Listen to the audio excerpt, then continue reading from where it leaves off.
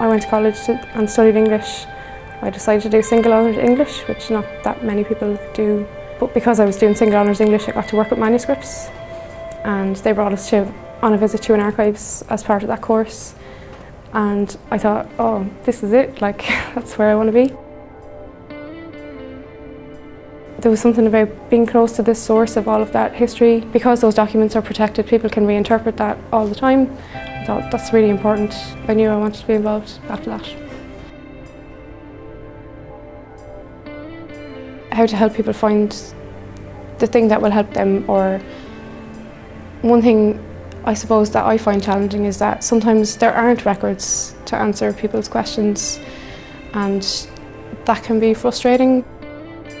And having worked on Out of the Box, I've been the point of contact for that project all along, and I've worked with a few different researchers on their research journeys through Out of the Box, which has been really good experience, because if you're on duty in the reading room, you try and help people with their question as best you can, but you don't often get to see like the wider picture of their research. You don't get to see where they've come from or where that research ends up going. And that's one of the reasons I've really enjoyed working on Out of the Box, is because you get a wider sense of one person's research journey, the impact that has on their life. So there are a few teams here. In Reader Services, we're sort of the front line, so we're the people who you'll meet if you have a question first off. We answer those questions, and we're able to answer those questions because of the work of teams like Records Acquisition and Description. What will happen there is when we accession the records, they get described. That's how we know how to prioritise conservation and digitalisation. So that's kind of the first step in the process. In conservation, Zoe has many responsibilities. As our conservator, she works on conservation projects as well as single item conservation.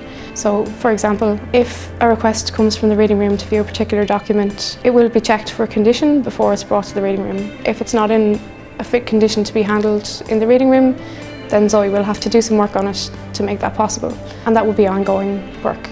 Without conservation work on them, you can't get a good image. The document won't be clear, or so conservation allows us to get the best possible preservation image as well.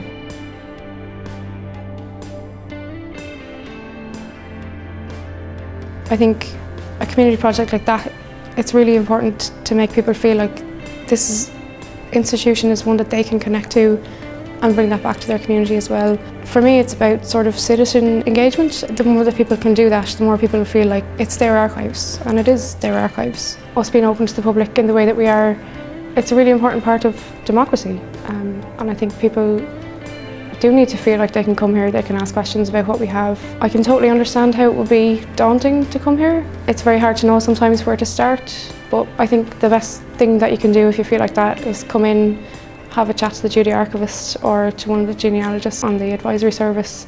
We're here to try and help people find the records that will answer their questions.